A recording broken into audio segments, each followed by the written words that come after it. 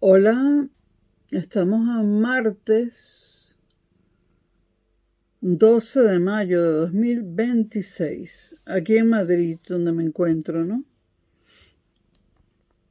Y son las 2:10 de la madrugada.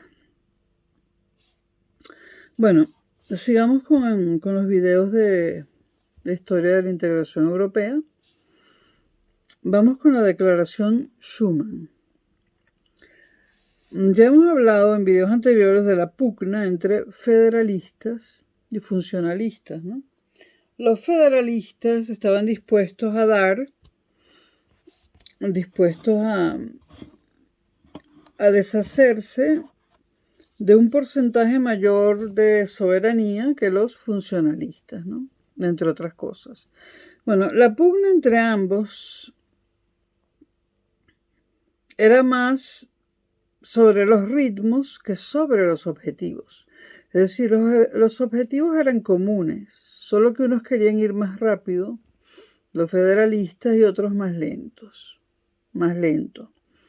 Entonces, esta pugna se decantó en general a favor de los funcionalistas, cuando las iniciativas europeístas pasaron del ámbito privado al institucional de los estados. Gracias a ello avanzó durante 4 décadas la integración funcional, basada en el especializado ámbito económico y técnico de las 3 comunidades europeas, la CECA, la CEE y Euratom, y sus uniones sectoriales, la aduanera, la monetaria, la energética, la económica.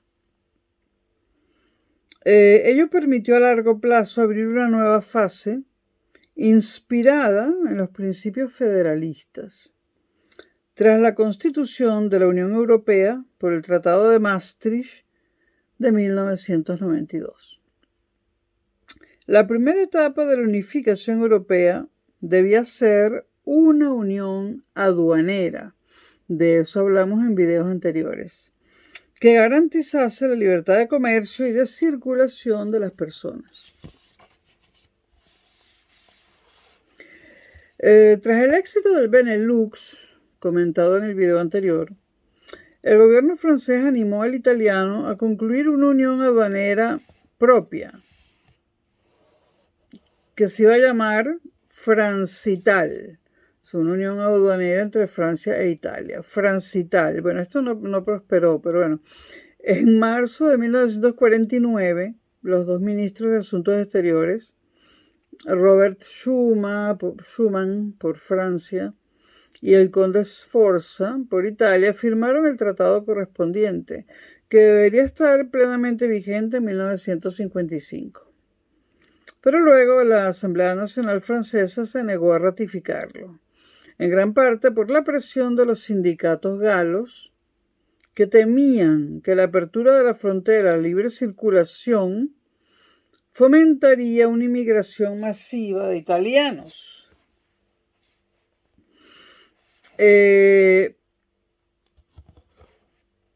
En el otoño ambos gobiernos volvieron a intentarlo, esta vez con una unión aduanera a 5, que incluyese a los países del Benelux, y la llamaron Fritalux o Finibel. Esto tampoco prosperó, pero bueno. Pero belgas y holandeses exigieron que el área de libre cambio incluyera también a la naciente República Federal Alemana, en quien veían su principal socio comercial, y eso era algo que el Parlamento francés no estaba por el momento dispuesto a admitir. En la integración, no, mejor no hago el comentario. Bueno, por su parte, los británicos rechazaban integrarse en un mercado común europeo, temiendo que su política arancelaria resultara incompatible con su propio circuito económico imperial, la Commonwealth. No obstante, el Reino Unido no podía renunciar a los mercados continentales. Por lo tanto, el Reino Unido hizo una propuesta distinta, más funcional, una mera coordinación de políticas comerciales entre estados.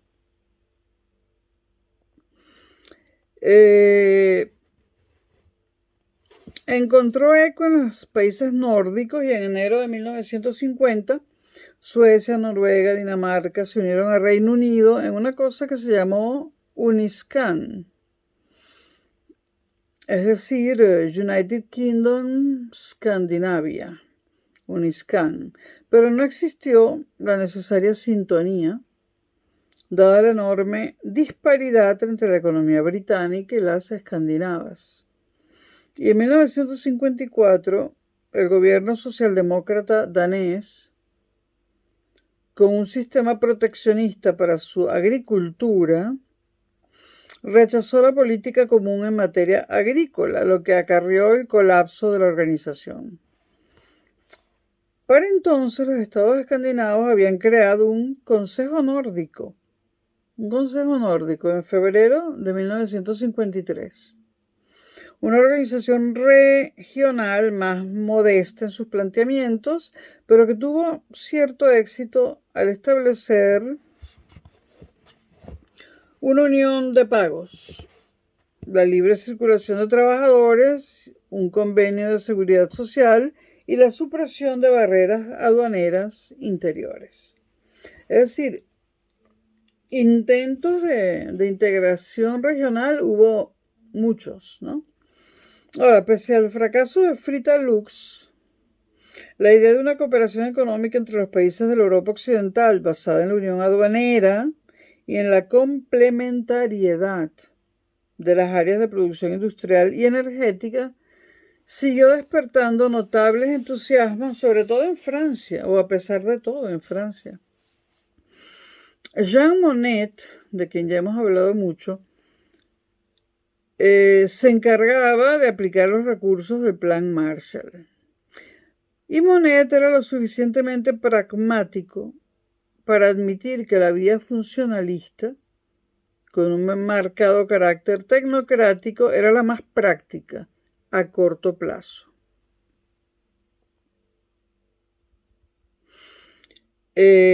Aunque Monnet era un federalista convencido, como ya hemos dicho antes en estos videos, ¿no? Monnet intentó a lo largo de 1949 negociar con su homónimo británico una planificación conjunta de la recuperación industrial para la Europa occidental. Pero una vez más las reticencias de la administración británica a implicarse en el proceso de integración continental condujeron a un callejón sin salida. Monnet, por lo tanto, se decantó por la otra opción, la que convertía a la Alemania federal, la Alemania del Oeste, en el socio ideal de Francia en el impulso industrial. Es decir, Francia apartó al Reino Unido debido a los problemas y a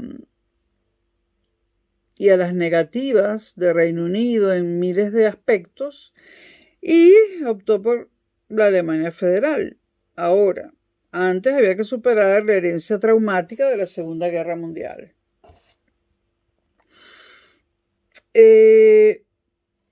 En torno al Valle del Rin hay 5 estados, ¿no? Y hay cuencas carboníferas y zonas con minería del hierro. La Bélgica meridional, la Renania, el Palatinado y el Sarre alemanes, la Lorena francesa, ¿no? A este espacio algunos lo denominaban Lotaringia. Ahora, el desarrollo de las industrias del carbono y del hierro en esa zona tan rica estaban condicionadas por la existencia de fronteras estatales y de economías nacionales de 5 países proteccionistas, que dificultaban la complementariedad transfronteriza de los yacimientos de carbón y mineral de hierro con las zonas de concentración fabril. El carbón todavía era muy importante en esa época, ¿no? Ya hace mucho tiempo que no. Tras la Segunda Guerra Mundial, la producción de carbón y de acero, entonces clave del progreso industrial, se convirtió en un problema político de envergadura, ya que afectaba al estatuto de 2 regiones alemanas ocupadas por los aliados. El Valle del Ruhr, donde había una gran concentración de la industria siderúrgica, y el Sarre, muy rico en carbón. Desde el final de la Guerra Mundial, la ONU encomendó la administración del territorio del Sarre a París, donde algunos círculos políticos y económicos defendían su plena incorporación a Francia. A partir de 1947, el Sarre incluso dispuso de su propia constitución. Y un año después se creó un sistema monetario basado en el franco francés. Pero la reivindicación de esa región como territorio nacional por la recién creada República Federal Alemana se iba a convertir en un problema político de cierta importancia y en una amenaza implícita para unos proyectos europeístas que requerían de la entente franco-germana. Es decir, había que limar asperezas a como diera lugar entre Francia y Alemania.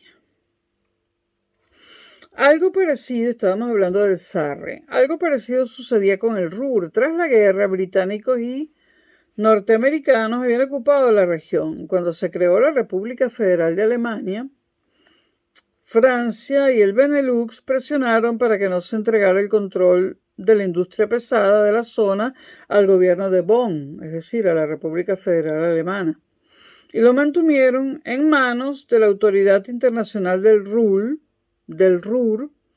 establecida en marzo de 1948 mediante el Acuerdo de Londres. Entonces, las soluciones aportadas por los aliados vencedores, tanto en el Sarre como en el Ruhr, no podían ser sino provisionales, porque estaban trayendo muchos problemas. Pero la entrega de ambas regiones a la soberanía plena de la República Federal Alemana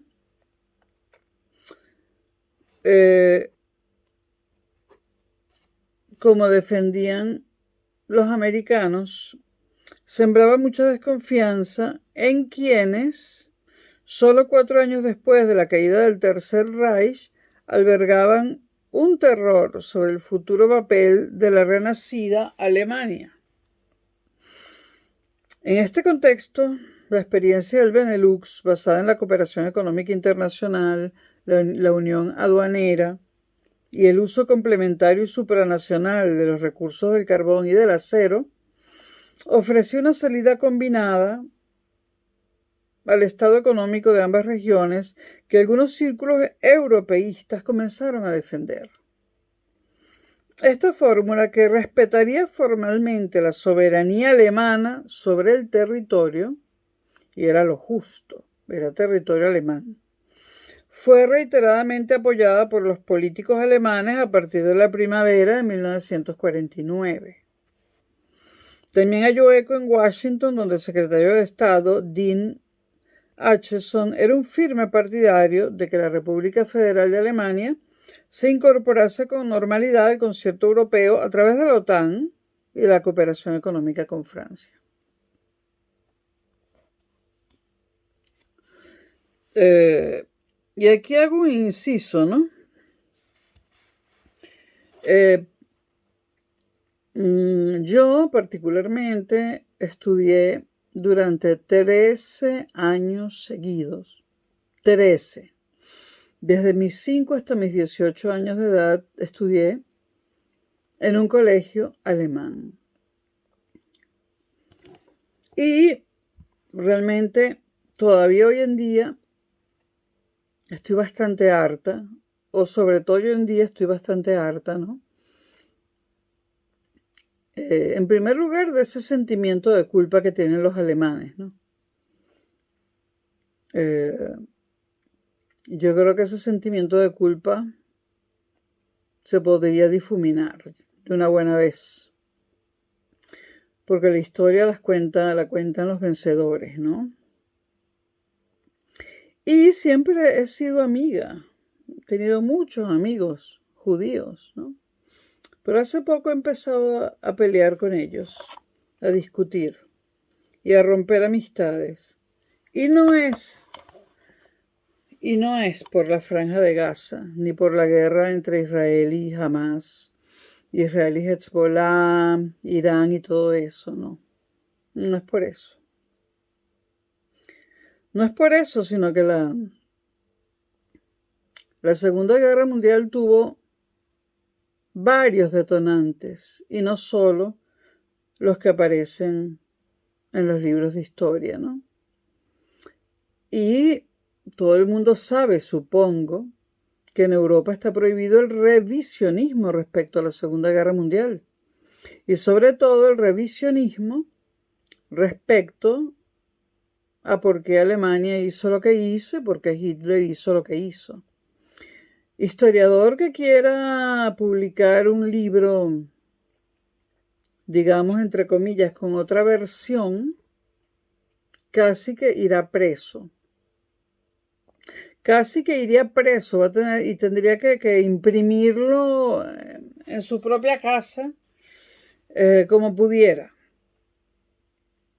Y cuando hay un impedimento para que se revisen ciertos hechos, cuando es un delito revisar qué pasó con Alemania en la Segunda Guerra Mundial, ¿quién fue realmente Hitler? Porque a Hitler nos lo presentan como una caricatura, pero ninguna persona puede reducirse a una caricatura. Esa prohibición del revisionismo, que donde más fuerte es en la mismísima Alemania, a mí me tiene harta. Bueno, cierro paréntesis. En 1950, Jean Monnet, y no es el pintor, es Jean Monnet, el europeísta, que está hasta en la sopa, como Platón en filosofía, ¿no? Que a Platón tú lo echas por la puerta y te sale por la ventana, ¿no? Vuelve a entrar por la ventana. Bueno, en 1950 Jean Monnet decidió profundizar en esta vía funcional que beneficiaría al propio crecimiento industrial francés. A la cabeza de un equipo de jóvenes economistas comenzó a defender la cooperación industrial europea con la formación de un pool de empresas del carbón y del acero, sostenido y controlado por los estados. Y Monnet concedía especial importancia a la cuestión del Ruhr, ya que consideraba que el modelo de administración supranacional de sus acerías podía trasladarse a las del conjunto de países que vertebraban el eje renano, sin merma de sus soberanías nacionales. En abril expuso su idea al jefe de gobierno galo, Georges Bidault, quien delegó el tema en el ministro de Asuntos Exteriores, que era nada menos y nada más que Robert Schuman. Monnet y Schuman hasta en la sopa. Schuman, ciudadano francés, nacido en Luxemburgo y con el alemán como lengua materna. El democristiano Schuman era un político especialmente capacitado para desarrollar el proyecto europeísta de Monnet.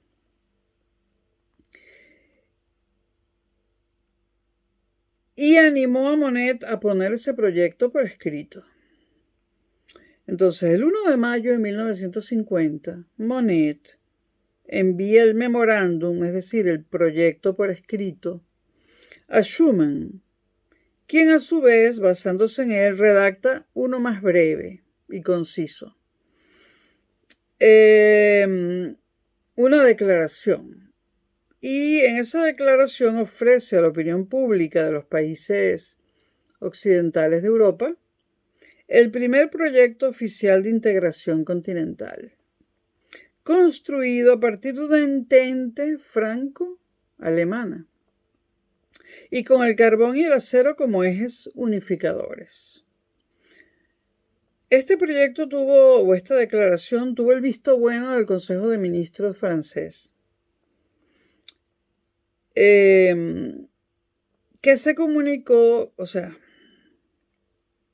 y esto se comunicó al canciller de la República Federal de Alemania, el demócrata cristiano Konrad Adenauer, otra figura básica e imprescindible en la historia de la integración europea, ¿no? En lo que llevamos de videos, pues las tres figuras más importantes son y han sido Monnet, Schuman y Adenauer. Y la piedra en el zapato ha sido el general de Gaulle y el Reino Unido. Bueno, el canciller alemán, Konrad Adenauer, se mostró de acuerdo. Entonces, el 9 de mayo se realiza la declaración Schuman. Y ese día, 9 de mayo, por cierto, es el Día de Europa. No sé si todavía lo es, pero fue sábado, ¿no? Esta vez. Bueno, la declaración Schuman comenzaba con una manifiesta adhesión a la línea funcionalista de integración gradual por objetivos, ¿no? Decía, por ejemplo, Europa no se hará de una vez ni en una obra de conjunto. Se hará por medio de realizaciones concretas que creen una solidaridad de hecho, etc. Descartada ya la adhesión inicial de los británicos, el proceso de integración se basaría en una entente franco-alemana. Para ello era necesario poner fin a la rivalidad secular entre Francia y Alemania, que había conducido frecuentemente a guerras. Y para abrir una nueva etapa de colaboración entre Francia y la República Federal de Alemania, Schuman proponía, y cito, que se someta el conjunto de la producción franco-alemana de carbón y de acero a una alta autoridad común en una organización abierta a los demás países de Europa. Por lo tanto, a partir del carbón y del acero, se iniciaría pues la creación de bases comunes de desarrollo económico, primera etapa de la Federación Europea. Y esto es así, esta fue la primera etapa de algo que sí se concretaría finalmente.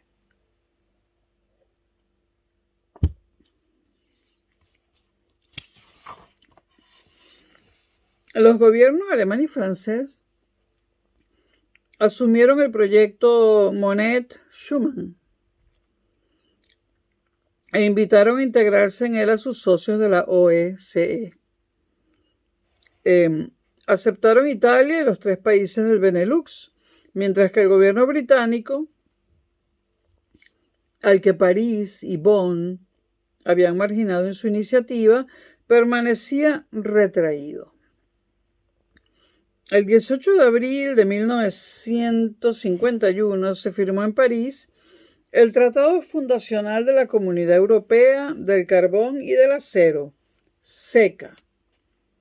Y la CECA es la primera comunidad importante. Y nace la Europa de los 6, con la SECA. El Benelux, sumado a Alemania, Francia e Italia. Es decir, Bélgica, Holanda, Luxemburgo, Alemania, Francia, Italia. La SECA. El Tratado de París entró en vigor el 25 de julio de 1952. El ámbito de actuación de la SECA afectaba a la producción y comercialización de carbón, coque, el coque que se utiliza para los altos hornos, hierro en lingotes, limaduras de hierro y productos siderúrgicos. Monet había ideado la SECA como un primer paso muy limitado hacia la consecución de una federación política constituida por los Estados europeos. Y diseñó una única institución para esa comunidad, llamada la Alta Autoridad. En las conversaciones para establecer el acuerdo, los 6 gobiernos se mostraron partidarios de incrementar el alcance de su asociación, creando una unión aduanera y dotando a la SECA de una estructura supranacional compleja, que serviría de modelo a otras comunidades europeas. También se planteó la posible vinculación de la comunidad al recién creado Consejo de Europa. Monet dejó claro el peligro de una SECA sometida a la supervisión de un Consejo de Europa inoperante, por otra parte, ¿no? Porque recuerden que el Consejo de Europa no tenía poder legislativo, no tenía tampoco poder ejecutivo, no tenía poder.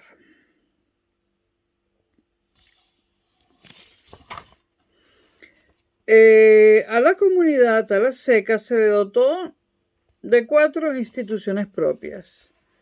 La Alta Autoridad, que era el organismo ejecutivo de carácter supranacional.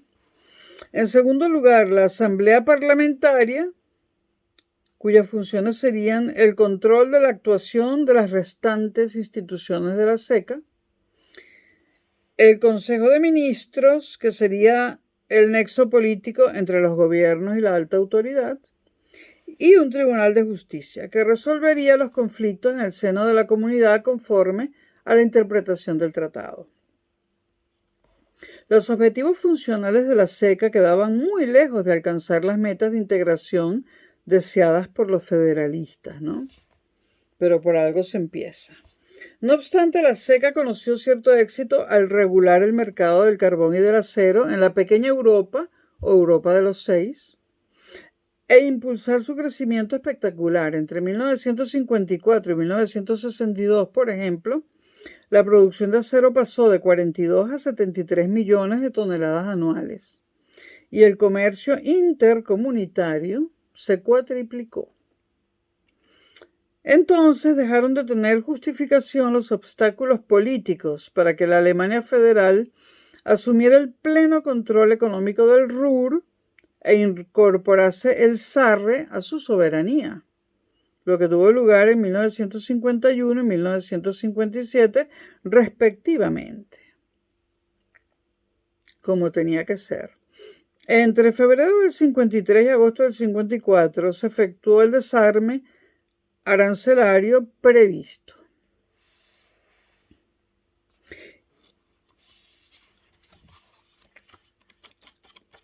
Y en este mismo video, aunque vaya a ser muy largo, voy a hablar de la Comunidad Europea de Defensa, que fue una cosa que fracasó, ¿no?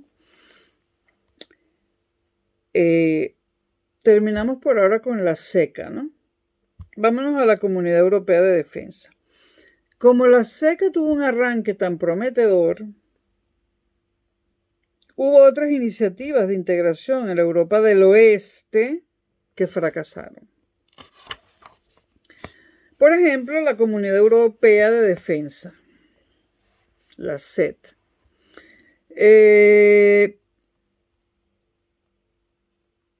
La clase política del continente ya se sabía que rechazaba la propuesta federalista, ¿no? por la supuesta pérdida de soberanía nacional que ello implicaba. Y esto, por supuesto, no beneficiaba la creación de una comunidad europea de defensa, ¿no?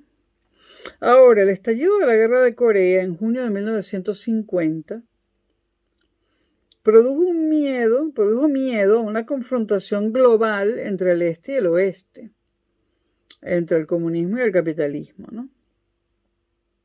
Por lo tanto, era fundamental reforzar el ámbito estratégico de la OTAN, facilitando el ingreso de la República Federal Alemana y dotándola además de un potente ejército. También eran de ese parecer los británicos, ¿no? Ahora, a propuesta de Winston Churchill, en agosto de 1950, la Asamblea Consultiva del Consejo de Europa aprobó una resolución instando a los Estados miembros la creación inmediata de un ejército europeo, nutrido con contingentes nacionales, incluido el alemán, bajo un mando conjunto y que actuaría en el seno de la OTAN. Ahora, Francia, que había sostenido 3 guerras contra Alemania en menos de un siglo, estaba preocupada. Ahora, el ejecutivo francés sostenía una costosa guerra contra un movimiento de liberación prosoviético en Indochina, que luego se llamó Vietnam. Bueno, Indochina, Vietnam. Hay una película bellísima llamada Indochina, ¿no? Con Catherine Deneuve.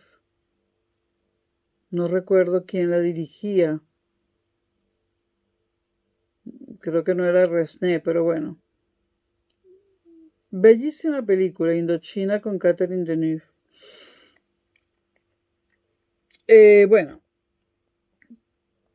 Entonces, Francia sostenía una costosa guerra contra un movimiento de liberación prosoviético en Indochina. La Indochina francesa se quería independizar,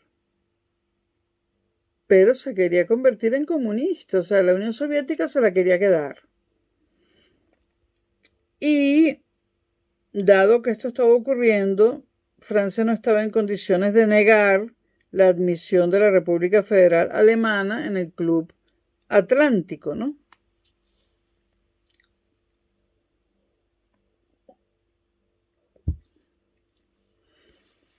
En septiembre de 1950, el Consejo Atlántico aprobó el rearme alemán y abrió las puertas a una futura adhesión de la República Federal Alemana a la OTAN. Y en Francia, mientras tanto, gobernaba todavía la Cuarta República, la inestable Cuarta República. Bueno, a partir de una iniciativa de Jean Monnet, el primer ministro galo René Pleven lanzó la idea de una comunidad europea de defensa.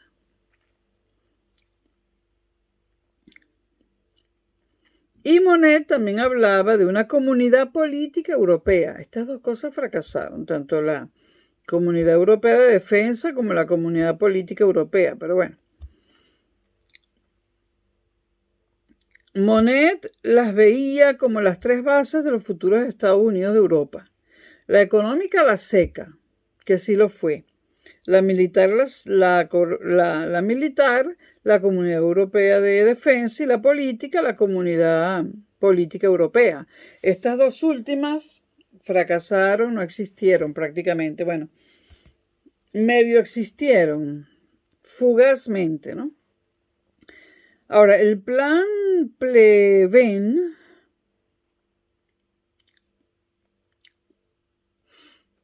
estoy tratando de averiguar por qué. Pleven, claro. Pleven era el primer ministro galo. Bueno, el plan Pleven, presentado el 23 de octubre de 1950, proponía crear el ejército europeo sujeto a las instituciones políticas de una Europa unida y colocado bajo la responsabilidad de un ministro europeo de la defensa, ¿no?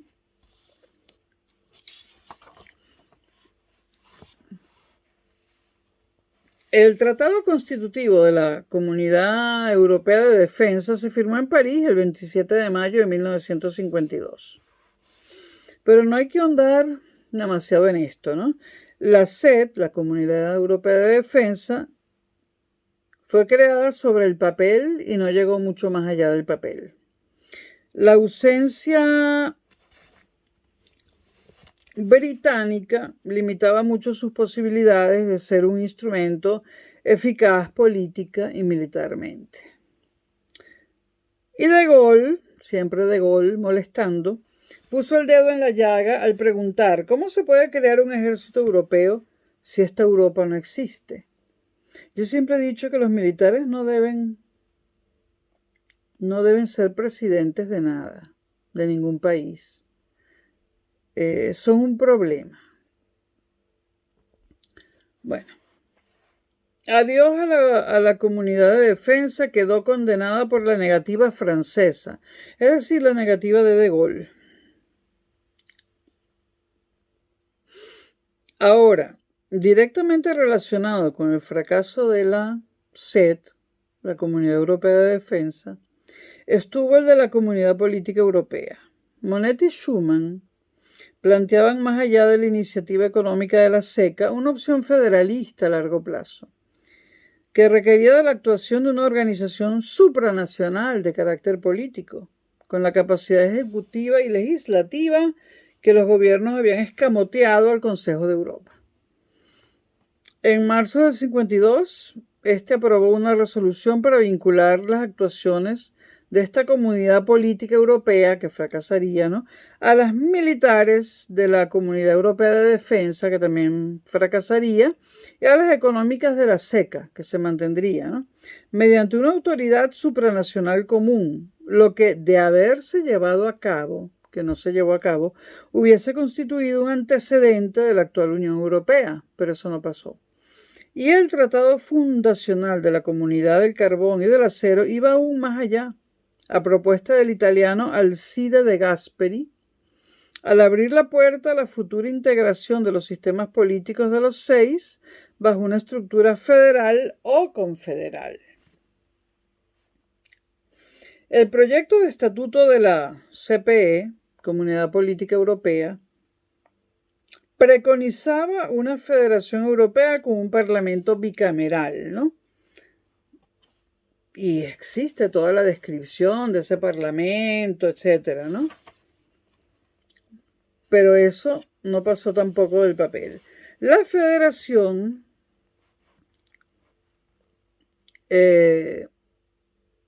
contaría con un ejecutivo también bicéfalo. Tendría un Consejo de Ministros y el Consejo Ejecutivo Europeo. Eso serían las dos cabezas, ¿no? Pero tendría también un Tribunal de Justicia y un Comité Económico-Social. De Gaulle, qué raro, veía en eso una mezcolanza apátrida. ¿Cómo me recuerda esto a Chávez y eso de tenemos patria? Es que estos militares, de Gaulle veía una mezcolanza apátrida. Y en agosto del 54 se extinguió la Comunidad Política Europea, que fue el primer intento de crear una Europa federal. Es decir, la Comunidad Europea de Defensa y la Comunidad Política Europea, fracasos. Pero todavía tenemos a la CECA. La CECA sigue viva. Bueno, a comienzos del 55, Jean Monnet deja la presidencia de la alta autoridad de la CECA, en protesta por el fracaso de la CED, la Comunidad Europea de Defensa. Reafirmó entonces sus convicciones federalistas y lo cito a Monnet: nuestros países se han convertido en pequeños para el mundo actual. Bueno, tenía razón. Hay que disponer de medios técnicos modernos a la medida de los de la América, se refería a los Estados Unidos, y la Rusia de hoy, se refería a la Unión Soviética, y de la China y la India de mañana. Tenía visión de futuro realmente. La unidad de los pueblos europeos reunidos en los Estados Unidos de Europa será el medio de elevar el nivel de vida y mantener la paz. Y tenía razón.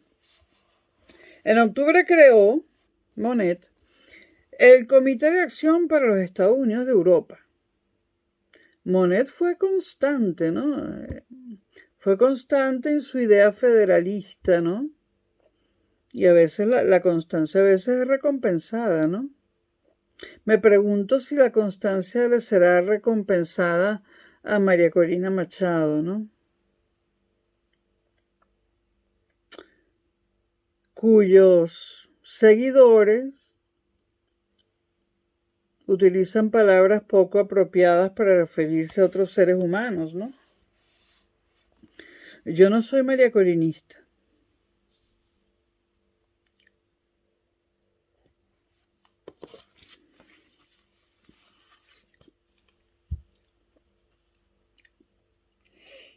La conozco desde hace siglos. Cuando la vi en política no lo podía creer. Bueno, lo que pasa con María Corina, bueno, María Corina no es ninguna santa, ¿no? Lo que pasa con María Corina es que ella no es un animal político. Entonces, detrás de toda su gesta hay un dineral y un apoyo enorme de los países más ricos del mundo, ¿no? De los países capitalistas más ricos del mundo, ¿no? No es un animal político, la respaldan todo tipo de instituciones, la respaldan todo tipo de instituciones, muchas de ellas con sede en Estados Unidos y la mayoría de ellas dirigidas por judíos. La respalda de una manera increíble Israel. Bueno, sigamos.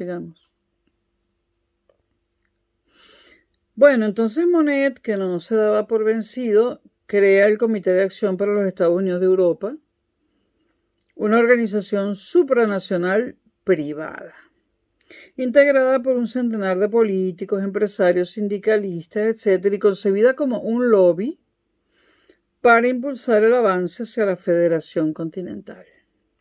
Monet planificó una comunidad europea de la energía nuclear para completar la integración y modernización del sector energético más allá del carbón y evitar la excesiva dependencia de un petróleo que no producían los países de la CECA. Paralelamente a este plan Monet de la energía atómica, en Holanda se estaban promoviendo serios intentos de avanzar en una integración económica europea. El desarrollo de la CECA había revelado serios problemas estructurales en la coordinación económica de los 6 gobiernos, que aconsejaban, para resolverse esos problemas, hacía falta mayor supranacionalidad en asuntos comerciales, monetarios, fiscales, legales y de muchos otros tipos, ¿no? En abril del 55, los 3 ministros de Exteriores del Benelux, el holandés de apellido Beyen,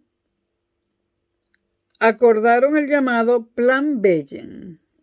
Se centraba en la creación de un mercado común europeo que, mediante la supresión de los aranceles interiores y el establecimiento de una tarifa exterior única, posibilitaría las pautas para una futura unificación comercial, financiera y monetaria.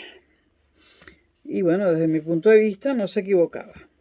El plan contemplaba la supresión gradual de los derechos de aduana y de la política de cuotas comerciales en el seno de la comunidad. El establecimiento de un arancel aduanero común frente a terceros países y la creación por los gobiernos de un fondo europeo para suavizar los efectos negativos en las economías nacionales de la liberalización de intercambios y de la supresión de barreras aduaneras. Ese fondo europeo, por supuesto, era un fondo alimentado de dinero para hacer frente a las contingencias que podían ocurrir, ¿no? Los 3 ministros del Benelux Confiaban en que la unión aduanera fuera el fundamento más sólido para avanzar hacia la unión económica, y no se equivocaron, y relanzar a más largo plazo el proyecto de unión política, que había fracasado con la Comunidad Política Europea. Bueno, la unión política no se ha dado completamente, ¿no? Ni siquiera en un 50%, ¿no? Todavía hoy en día. No era una empresa sencilla, no lo era y no lo es. Muchas otras iniciativas fracasaron. Por ejemplo, el mercado común agrícola, eso fracasó. La Comunidad Europea de la Salud fracasó. La Autoridad Europea de los Transportes fracasó. Tuvo éxito, en cambio, la Unidad Europea de Radiodifusión, creada en 1950, pero lo único que hemos sacado de ahí ha sido Eurovisión. Más vale que no hubiera existido, porque Eurovisión es una pesadilla. Yo no quiero saber nada de eso. Realmente Eurovisión acabó con los festivales de música. Eso es patético. Bueno, durante la primavera de 1955, el Plan Bellen y el Plan Monnet fueron conciliados en torno a la existencia de 3 comunidades europeas de carácter económico, independientes pero relacionadas estrechamente. La ya existente SECA y otras 2 a crear. Una muy específica para el desarrollo y uso pacífico de la energía nuclear como alternativa al carbón y al petróleo, y otra general para la integración económica, a la que se asignaban diversas tareas, como la unificación progresiva del sistema aduanero, la coordinación de las políticas monetarias y fiscales, la creación de un fondo para desarrollar las regiones más pobres, la reglamentación laboral y libre circulación interior de mano de obra, etc., ¿no? El 9 de mayo, Monnet remitió el proyecto conjunto llamado Memorándum del Benelux a la Asamblea de la SECA. El organismo parlamentario adoptó una resolución favorable el día 14, en el sentido de elaborar los proyectos de tratados necesarios para la puesta en marcha mediante sucesivas etapas de la integración europea, de la que la SECA ha sido precursora, sin duda, ¿no? La resolución fue enviada al Consejo de Ministros de esa comunidad. Este se reunió en la ciudad siciliana de Messina el 1 de julio de 1955, aunque las sesiones de trabajo, que abarcaron 3 días, tuvieron lugar en el monasterio de Santo Domingo, cerca de Taormina. El motivo oficial de la cumbre era sustituir a Monnet al frente de la alta autoridad de la SECA, puesto que para el que se eligió a René Mayer. Pero los ministros debatieron fundamentalmente sobre las otras comunidades propuestas. Algunos de los objetivos que se establecieron incluían la armonización de las políticas de sus miembros en los terrenos financiero, económico y social, la coordinación monetaria, la supresión progresiva de los obstáculos a la libre circulación interna de personas, capitales, bienes y servicios, la garantía de la libre competencia, anulando las salvaguardias del interés nacional, la diversificación del consumo energético o la creación de un fondo de compensación para el desarrollo de las regiones desfavorecidas, ¿no? Para desarrollar los acuerdos de Messina y crear el mercado común y la Euratom, se nombró un comité intergubernamental, los famosos CIG, que luego se transformaron en las conferencias intergubernamentales, y ha habido varias, ¿no? Bueno, se creó un comité intergubernamental con sede en Bruselas, formado por los embajadores ante la SECA y presidido por SPAC. Y por delegación, un comité de expertos de la SECA o comité SPAC trabajó en 4 comisiones. Los aspectos técnicos del proyecto de creación de la Comunidad Económica Europea y de la Euratom. Euratom, Comunidad Económica Europea, CEE y la Euratom. ¿Cuáles fueron esas comisiones en las que trabajaron? Pues el mercado común una, la energía clásica otra, la energía nuclear otra y transporte y obras públicas la cuarta. Y bueno, la Comunidad Económica Europea se creó, el Euratom también, y esas dos, junto con la ya existente SECA, se fundieron dentro de varios videos en lo que hoy en día es la Unión Europea. Bueno, hubo, como no, un informe SPAC. El objetivo fundamental, decía el informe, de la primera etapa de la Comunidad Económica Europea es la unión aduanera con una tarifa exterior común. Ello facilitaría el establecimiento de un mercado común que se alcanzaría en 3 fases. Primera fase, la unión aduanera con la supresión de aranceles y cuotas de comercio. Y de eso hablo en el video número 4. En segundo lugar, la unión económica con una política agraria y de transporte común y la armonización de las legislaciones nacionales. Bueno, eso sí se logró, pero no exactamente así, ¿no? Y en tercer lugar, el mercado único con el establecimiento de las 4 libertades de movimiento: mercancías, servicios, personas y capitales. El informe SPAC apostaba por consolidar la pequeña Europa de los 6, sin prematuras ampliaciones del ámbito territorial comunitario. Incluso se decía que el mercado común solo podía ser regional. Bueno, por su parte, Monnet había convocado una conferencia en París en enero de 1956, en la que presentó al selecto grupo de dirigentes de los 6 el proyecto de Comunidad Europea de la Energía Atómica, Euratom, ¿no? Monnet se inspiraba en la propuesta civilista de Átomos para la Paz, lanzada por el presidente norteamericano Eisenhower en diciembre del 53. Pero su intento de limitar el ámbito de lo nuclear en Europa solo para fines políticos fue rechazado por los gobiernos. El informe SPAC fue remitido a la Asamblea de la SECA y a su Consejo de Ministros, que se reunió en Venecia el 23 y 30 de mayo de 1956 y luego en Bruselas los días 26 y 27 de junio. En la ciudad italiana fue aprobado el informe SPAC y en la capital belga los ministros acordaron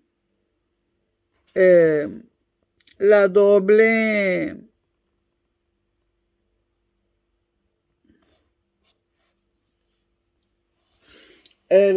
vía para el desarrollo de las comunidades: la sectorial, que se ceñiría a ámbitos especializados de la SECA y de la Euratom, y la general de integración económica y social, que se encomendaba a la Comunidad Económica Europea.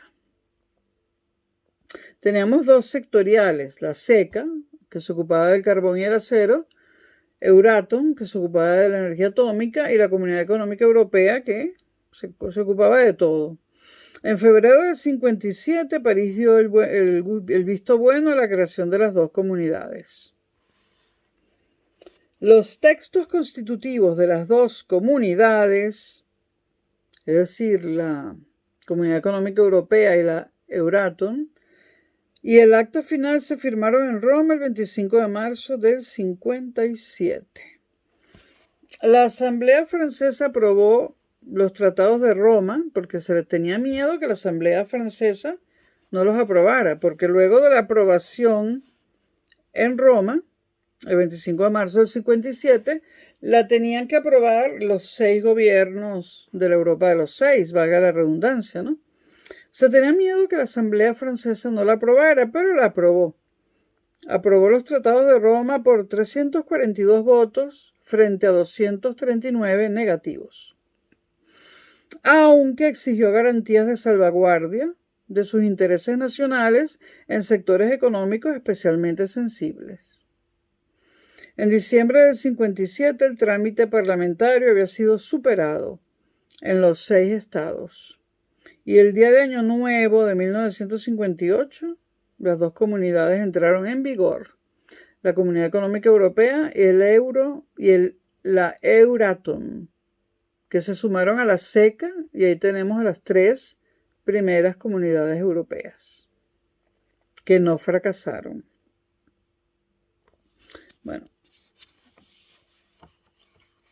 la Comunidad Económica Europea, a la que también se llamaba Mercado Común, su objetivo fundamental era la creación de un gran mercado único compartido por los 6 socios. Ello se lograría mediante una unión aduanera de los 6 estados. Las 4 libertades de circulación, personas, capitales, servicios y mercancías, en el territorio comunitario, el derecho al establecimiento, es decir, residir y trabajar en cualquier país miembro, y la coordinación de los mecanismos monetarios a través de los tipos de cambio. Para todo ello, los negociadores preveían un periodo entre 12 y 15 años. Se trataba de un avance parcial limitado a algunos aspectos económicos en la marcha hacia una Europa unida. Ahora, parte de la izquierda política y social europea se refirió a la Europa de los 6 como la Europa de los mercaderes. Esto es muy, muy, muy de la extrema izquierda.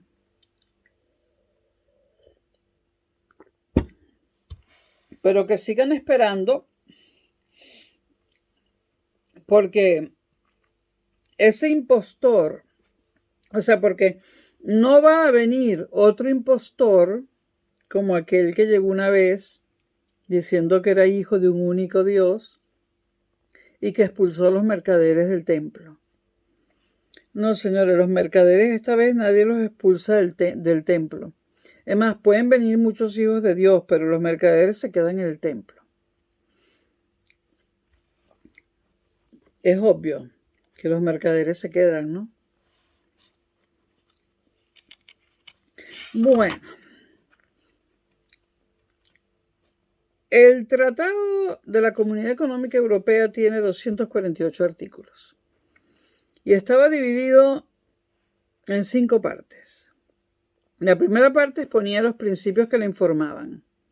Decía, promover un desarrollo armonioso de las relaciones económicas, ¿no?, en conjunto de la comunidad, una expansión continua y equilibrada, una elevación acelerada del nivel de vida y relaciones más estrechas entre los estados que la integran. El segundo apartado del Tratado de la Comunidad Económica Europea establecía los mecanismos para el desarme aduanero interior, la consecución de la política agraria común con tarifas proteccionistas, la PAC, que fue una exigencia de Francia y que sigue vigente, aunque se ha modificado, y creo que se modificó recientemente para poder firmar el acuerdo con Mercosur, los procedimientos para la libre circulación y la política común de transporte. A esto se dedicaba el segundo apartado. El tercero contenía disposiciones sobre libre concurrencia, fiscalidad, armonización legal, armonización legislativa, balanza de pagos y la creación de un Fondo Social Europeo que sigue existiendo, ¿no?, y de un Banco Europeo de Inversiones que también sigue existiendo, pero ahora integrados en la Unión Europea. El cuarto apartado era una exigencia francesa, otra más, ¿no? Se refería a las relaciones con los territorios de ultramar, es decir, con las colonias de los 6 o estados recientemente descolonizados por ellos. Los socios comunitarios esperaban mantener bajo su influencia económica y política a estas excolonias, ¿no?, a cuyo desarrollo contribuirían con importantes subvenciones. Y el quinto apartado establecía las instituciones. Perdón, la gata.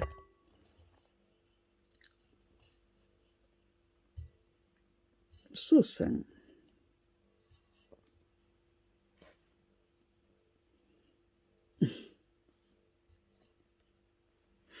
Bueno, continúo. Y el quinto apartado establecía las instituciones de la Comunidad Económica Europea. El Consejo de Ministros, que poseía capacidades de decisión y tomaba sus acuerdos por mayoría absoluta. La Comisión Europea, radicada en Bruselas, que estaría integrada por comisarios independientes de los gobiernos y equivalía a la alta autoridad de la SECA, aunque tenía menos poder ejecutivo. Le correspondía la iniciativa y resolución de las políticas comunitarias y de su normativa, bajo la supervisión del Consejo, que tenía capacidad para frenarlas. Estamos hablando de la Comunidad Económica Europea.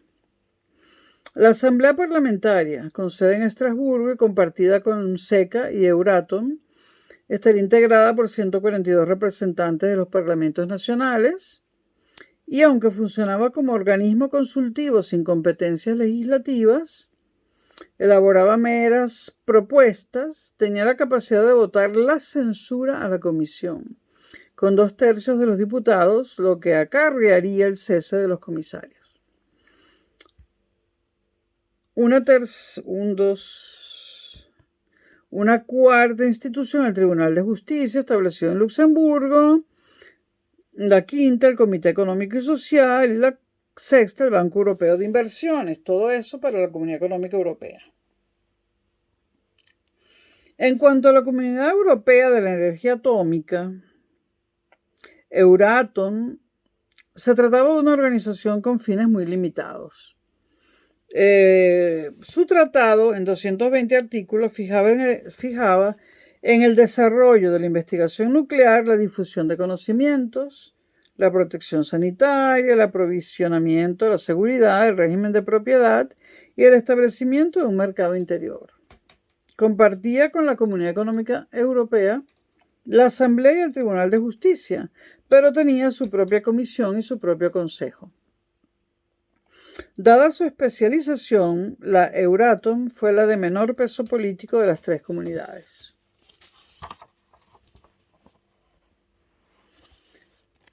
Bueno, en cuanto a la Euratom, llegó a constituirse en un serio obstáculo. O sea, la Euratom tuvo un obstáculo muy serio en su labor cuando en los años 60 Francia decidió, qué raro Francia, seguir su propia vía nuclear, con una autonomía que incluía la posesión exclusiva de armamento atómico. Y de hecho, Francia es el único país de la Europa continental que tiene armas atómicas. Y bueno, por supuesto, las Islas Británicas, ¿no? Bueno, por supuesto, Reino Unido, Gran Bretaña. Las instituciones de las dos nuevas comunidades fueron puestas en funcionamiento el 1 de enero del 58. Sus promotores tenían presente que tras la fase de transición, las comunidades terminarían fundiendo sus organismos. Por ello decidieron que dos de ellos, la Asamblea y el Tribunal de Justicia, fueran comunes con la SECA. Y en París, el 6 de enero del 58, se designaron los principales responsables de la Comunidad Económica Europea y del Euratom. Seguimos. Bueno, se crea la Europa de los 6.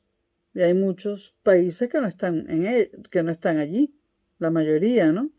Entonces, la creación de las comunidades europeas escindió en dos a la OSCE.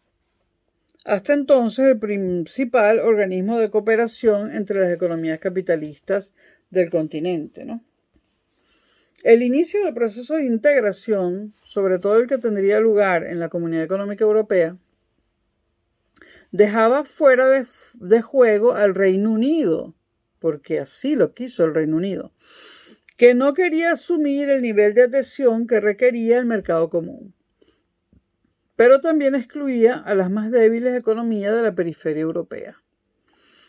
Perdidos sus objetivos iniciales, que eran distribuir la ayuda del Plan Marshall y potenciar la recuperación económica de la posguerra, los socios de la OSCE procedieron a convertirla en un nuevo organismo, la Organización de Cooperación y Desarrollo Económico, OCDE, Organización de Cooperación y Desarrollo Económico, al que se incorporaron Estados Unidos, Canadá y Japón, con la intención de afiliar a los países capitalistas industrializados de la época en un organismo internacional que orientase sus políticas económicas en razón de la coyuntura internacional, pero sin merma de la soberanía de los Estados miembros.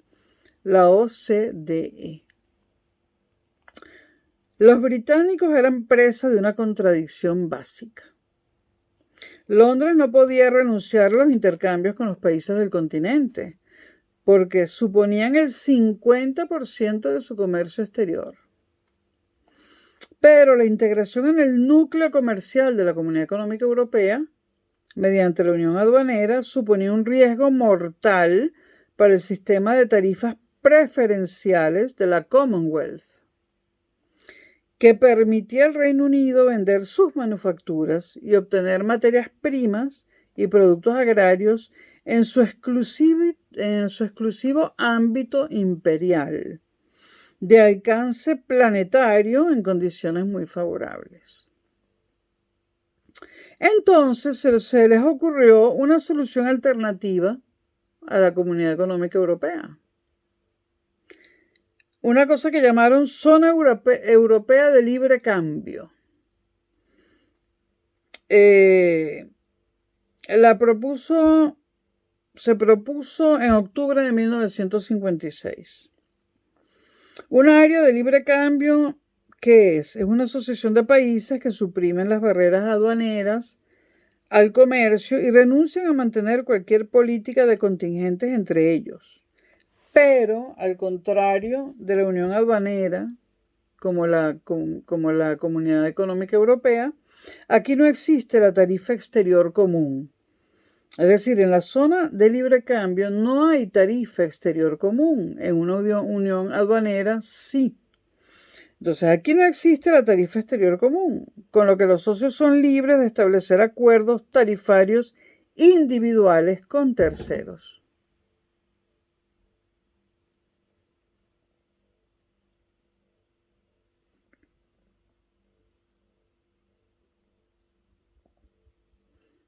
Algo se cayó. Los británicos veían en ello la ventaja de que podrían negociar desarmes arancelarios sectoriales sin incluir los productos agrarios europeos. Repito, sin incluir los productos agrarios europeos, cuya importación en las islas, carente de sujeción a la PAC del mercado común, seguiría sometida a fuertes gravámenes en relación a los productos de la Commonwealth. Es decir, los productos agrarios del continente iban a tener altos aranceles, ¿no?, en Reino Unido, con una zona de libre cambio. En una zona de libre cambio, el Reino Unido podía darse ese lujo, porque prefería comprar productos agrarios dentro de la Commonwealth. Esto de los aranceles no es idea de Trump, ¿no? Esto le viene desde la madre patria inglesa.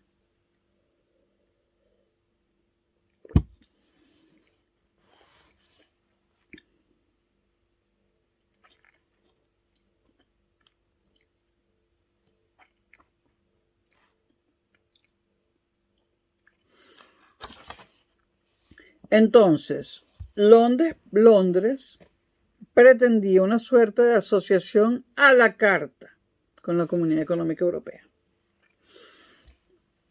A partir de la primavera del 57, mientras rechazaba sucesivas ofertas para integrarse en las comunidades europeas, la delegación británica intentó convencer a los restantes miembros de que se afiliaran a la zona europea de libre comercio. Rotas las conversaciones con la Comunidad Económica Europea, la diplomacia londinense se centró en los restantes miembros de la OECE.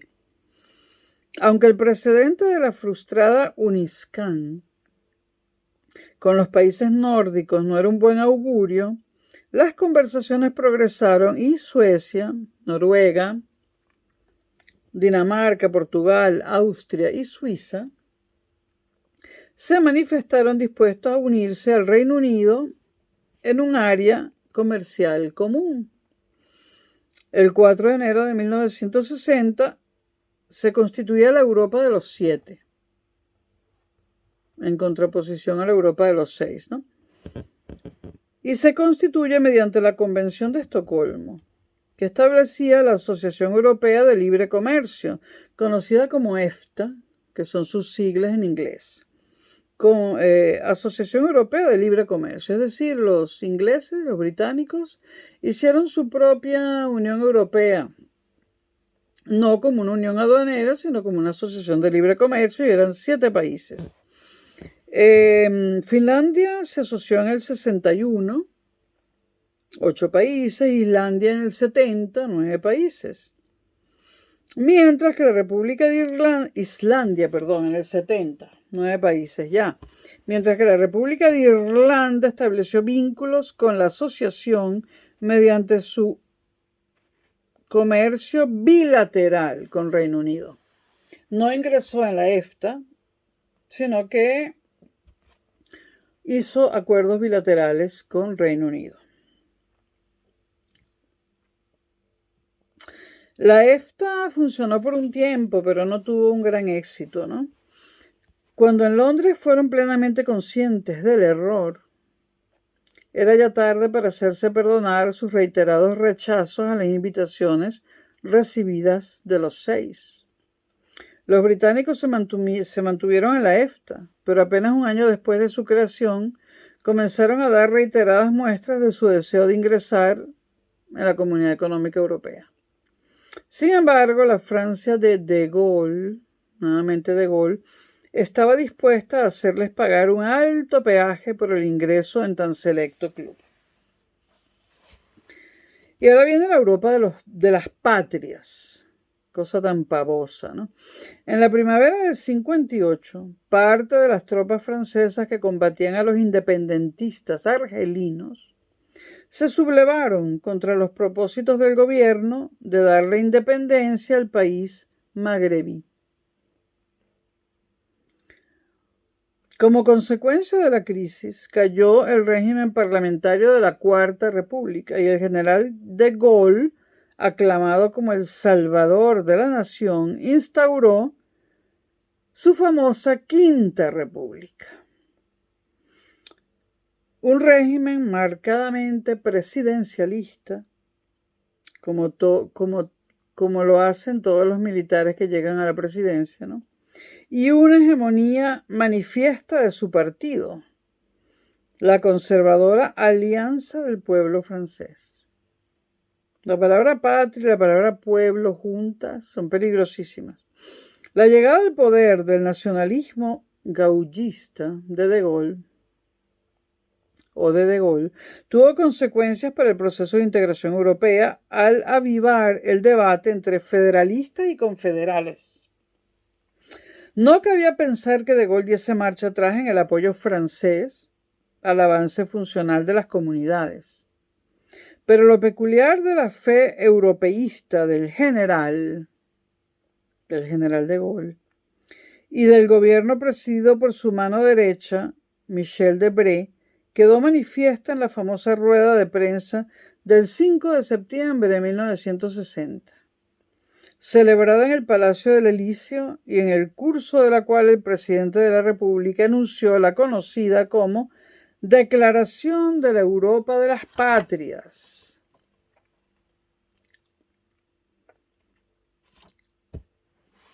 El que quiera puede consultar la declaración, no sé, en Google, en algún libro, inteligencia artificial, ¿no? Donde quieran, bueno. No se trataba del todo de una declaración anti-europeísta.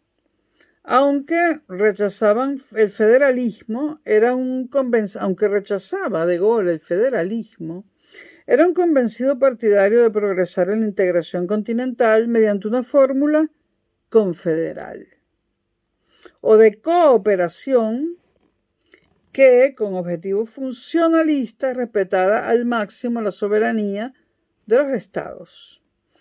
El estadista francés, fue un estadista de Gaulle, proponía avanzar por la senda de las comunidades, pero sin ir mucho más allá de los tratados de Roma,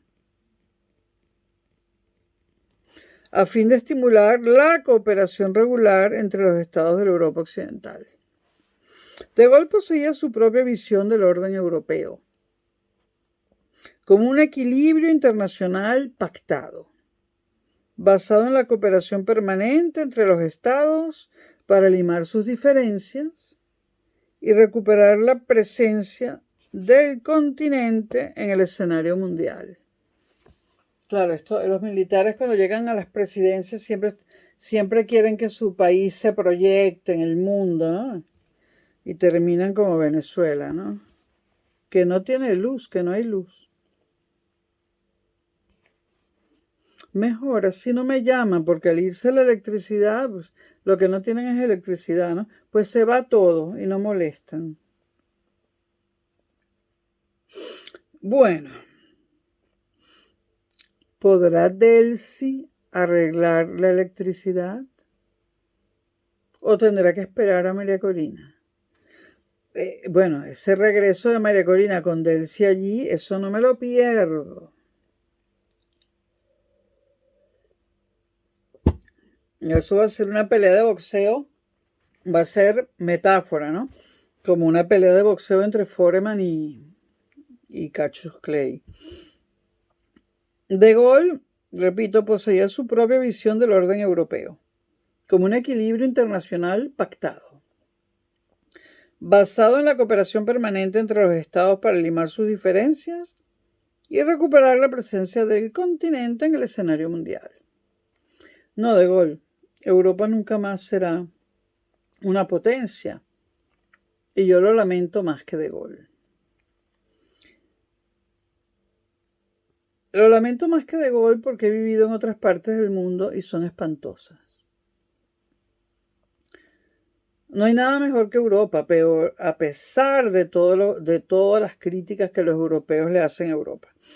Bueno, era un modelo, el de Gaulle, que había triunfado en las etapas más felices de la Europa decimonónica, en el siglo XIX, por lo tanto, pero que no podía funcionar en el mundo bipolar.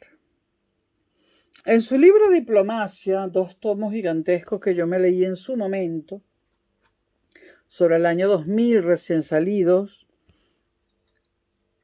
un poco antes tal vez, Henry Kissinger decía lo siguiente, y lo voy a citar.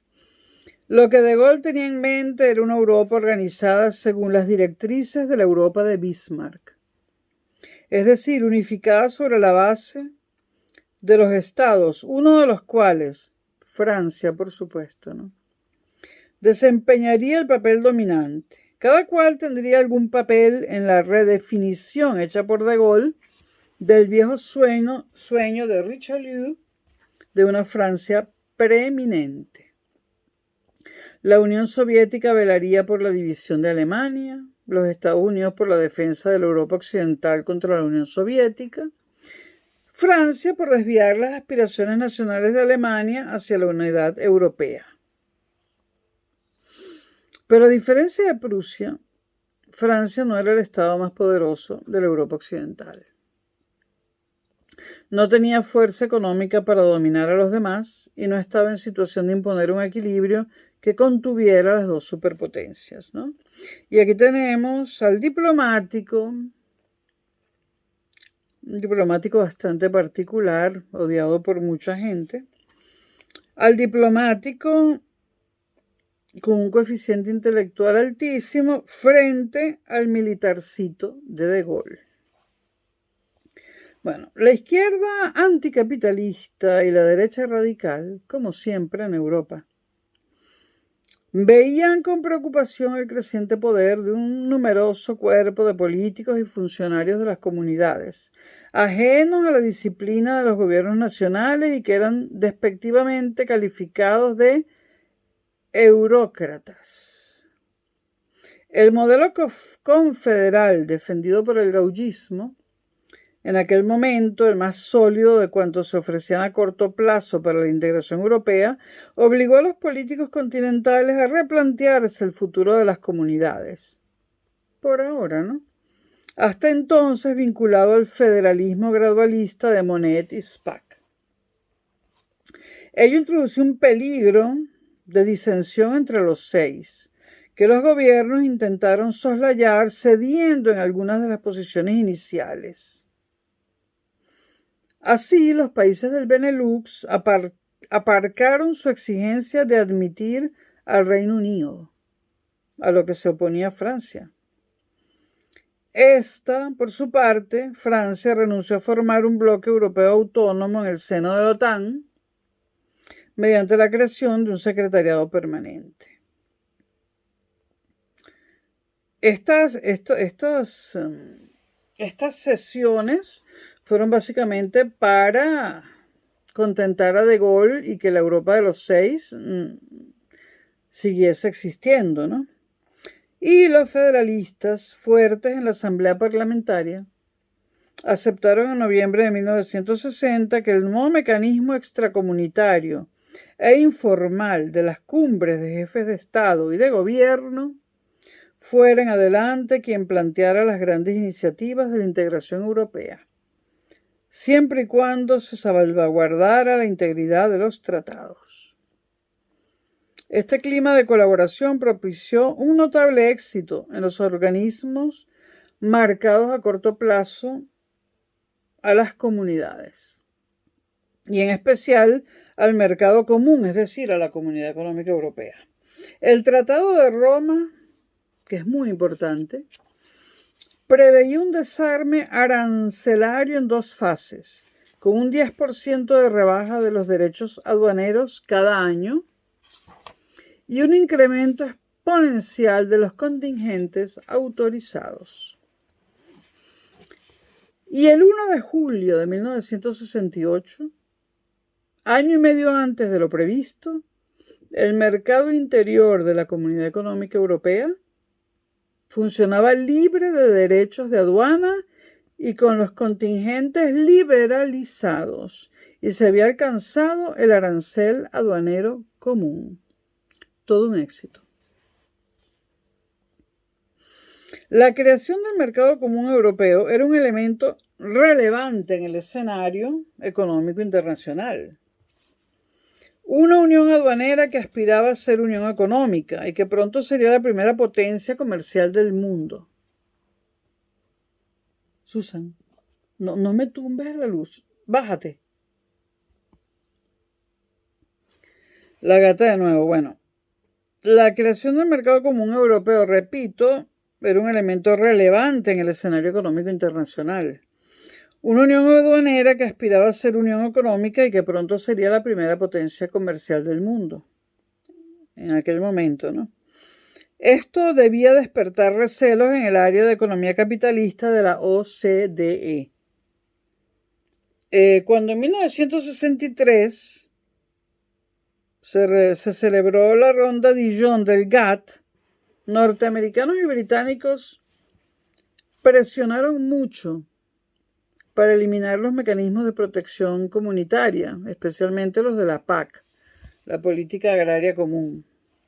Sin embargo, la administración norteamericana mantenía un nivel mucho mayor de protección de su agricultura, y los británicos potenciaban un sistema tan cerrado como lo era la Commonwealth, o sea que exigían a la Comunidad Económica Europea algo que ellos no hacían, todo lo contrario de lo que ellos hacían.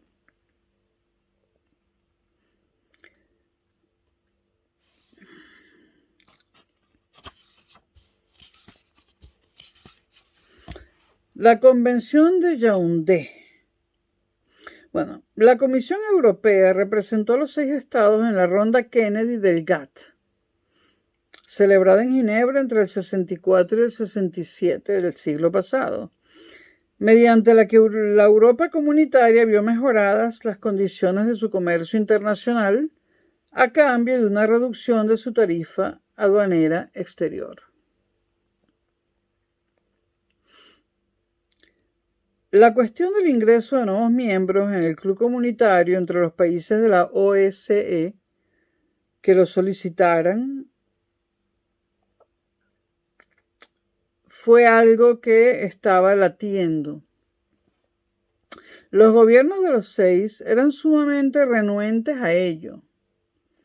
En aquella fase inicial en la que casi todas las políticas comunitarias estaban aún por desarrollar. Se creó la fórmula de la asociación, que suponía establecer acuerdos comerciales preferenciales con terceros países, con reglas aduaneras pactadas, pero sin admitirlos como candidatos a la adhesión.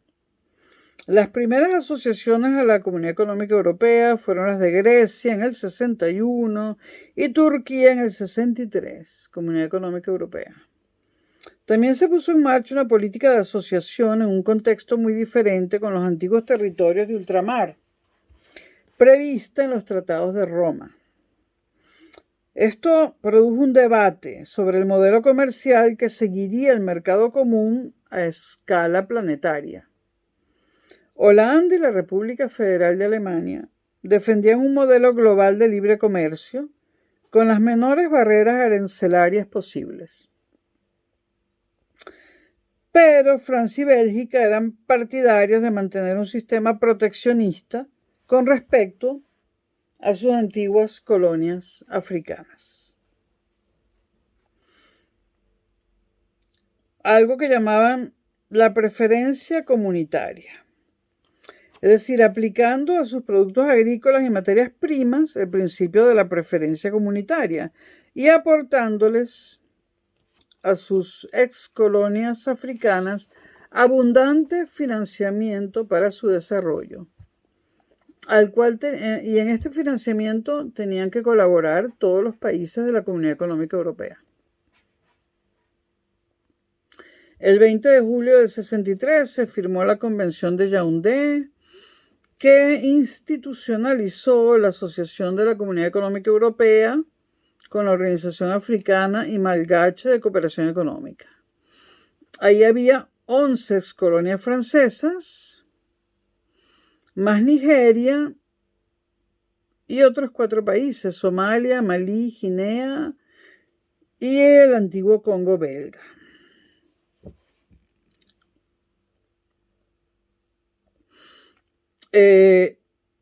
Hubo ayudas establecidas por el Fondo Europeo de Ayuda al Desarrollo por un valor de 730 millones de dólares durante los 5 años de la primera etapa de la Convención de Yaoundé. Sé de muy buena fuente que la mayor parte de este dinero ha sido robado por los mandatarios africanos, ¿no? Que cuando se vieron que a medida que Europa se fue retirando de África, pues se convirtieron en dictadores mucho más temibles a veces que los que Europa había tenido y que los presidentes o gobernadores o lo que sea que Europa tuvo en esos países africanos.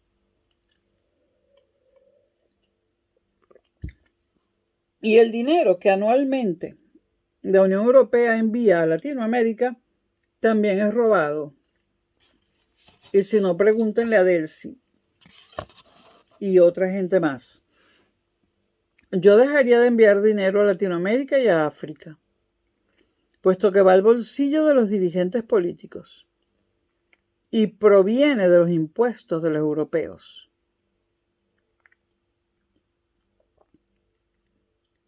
No es que nos están robando, es que estamos colaborando con ellos para que nos roben. Es más, la iniciativa para que nos roben es nuestra. Bueno, el plan Fouché. Bueno, en 1960 hubo una entrevista entre el presidente de Gaulle y el canciller Adenauer, en la que se selló la reconciliación franco-alemana tras las guerras mundiales y nació una entente política entre París y Bonn, capital de la República Federal Alemana, que durante las siguientes décadas funcionaría como motor y a veces como freno de los procesos de integración continental. Ambos estadistas estuvieron de acuerdo en regularizar un procedimiento informal de toma de decisiones al más alto nivel, que no estaba contemplado en los tratados de las comunidades. Tales serían las cumbres de jefes de Estado y de Gobierno, o cumbres comunitarias, el antecedente directo del actual Consejo Europeo. Susan. Dios mío.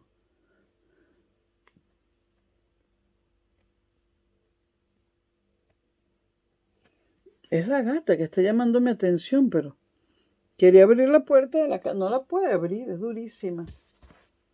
Lo que sí puedo hacer es partir la llave dentro de la cerradura. Bueno, perdón. Bueno, la entrevista entre De Gaulle y Adenauer, ¿no? La entente política entre París y Bonn. Ambos estadistas estuvieron de acuerdo en regularizar un procedimiento informal, ya lo dije, de toma de decisiones al más alto nivel, que estaba contemplado, más alto nivel, que no estaba contemplado en los tratados de las tres comunidades. Tales serían las cumbres de jefes de Estado y de Gobierno, antecedente directo del actual Consejo Europeo. En la primera cumbre, celebrada en París en febrero del 61, el presidente francés y el canciller alemán se mostraron de acuerdo en impulsar la unión política de los países comunitarios conforme a los principios confederales. En la siguiente cumbre, la número 2, el 18 de julio del 61, se elaboró la Declaración de Bonn, que proponía dar forma a la voluntad de unión política implícita en los tratados que instituyen las comunidades europeas. Es decir, proceder a una institucionalización de las cumbres comunitarias. En principio, Bélgica y Holanda pusieron fuerte resistencia a una iniciativa franco-alemana que relegaba a la Europa federal a un futuro por definir, y consagraba la entente París-Bonn como el auténtico poder en el mercado común. Para frenarla, insistían en la entrada del Reino Unido como condición sine qua non para asumir la unión política. El 31 de julio, Londres oficializó su candidatura. Aceptado el principio confederal de la Declaración de Bonn, franceses y alemanes pactaron una comisión intergubernamental que concluyó un proyecto de unión de estados llamado Plan Fouché I, presentado el 2 de noviembre del 61. A diferencia del federalismo supranacional, la unión de estados se basaría en el respeto a la personalidad de los pueblos y de los estados miembros. Y los europeos tendrían una doble ciudadanía, la nacional y la comunitaria. La unión no sería, por lo tanto, realmente supranacional, sino una asociación funcional de estados para coordinar políticas comunes. Carecería de capacidad ejecutiva alguna para imponerse a los gobiernos, excepto en cuestiones de defensa, en consonancia con la doctrina de De Gaulle. La Unión asumiría la política militar de los 6 en coordinación, pero no en subordinación, con Washington. La Conferencia Intergubernamental propuso 4 órganos institucionales de la Unión de Estados, que son los siguientes: un consejo, los comités de ministros, la Comisión Política Europea y la Asamblea Parlamentaria.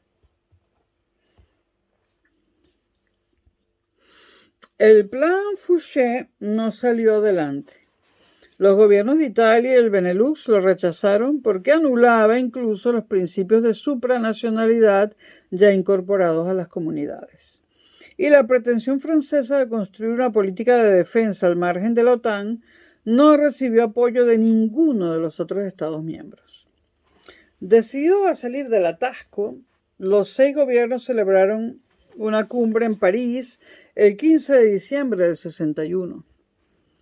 Acordaron que la integración económica y la política evolucionasen conforme al mismo modelo institucional y encargaron a la Conferencia Intergubernamental un nuevo proyecto para la armonización de ambas, el Plan Fouché II, presentado el 18 de enero de 1962. Renunciaba a una política de defensa europea al margen de la Alianza Atlántica y aceptaba la adhesión del Reino Unido, pero continuaba sin admitir el principio de supranacionalidad. Defendía la igualdad entre Europa y los Estados Unidos en la OTAN y subordinaba las 3 comunidades económicas ya existentes a las instituciones de la Unión de Estados, lo que originó que Bélgica y Holanda se negaran a suscribirlo. El 15 de mayo del 62, De Gaulle anunció la retirada del Plan Fouché. Fracasada por segunda vez la unión política, a los 6 no les quedaba más que avanzar en la consolidación de las 3 comunidades económicas existentes. Por ejemplo, se adoptó la normativa antitrust en la industria, y en el 63 se aprobaron la fusión de sus instituciones, es decir, las instituciones de la CECA, de la Comunidad Económica Europea y del Euratom, se fusionaron. Al igual que ya lo eran desde 1958 la Asamblea Parlamentaria y el Tribunal de Justicia, ahora el Consejo de Ministros y la Comisión Europea, es decir, el Ejecutivo Comunitario, serían comunes para la CEE, Comunidad Económica Europea, la Euratom y la CECA. Con ello, esta última, la CECA, renunciaría a su alta autoridad. Luego de meses de complicadas negociaciones, el 2 de marzo del 65, los consejos de ministros de las 3 comunidades ratificaron la unificación institucional. Este fue un paso muy importante, que se formalizó mediante el Tratado de Fusión, firmado en Bruselas el 8 de abril. Se iniciaba con ello una fase de transición que debería culminar el 1 de julio del 1967, cuando las 3 comunidades unificaran completamente sus instituciones en sus sedes de Bruselas, Consejo y Comisión, Estrasburgo, Parlamento, y Luxemburgo, Tribunal de Justicia. En los próximos videos veremos qué sucede con este objetivo europeo de integración económica y política. O sea, ¿qué sucede después del Tratado de Fusión? En los próximos videos. Nos vemos y disculpen que este haya sido tan largo.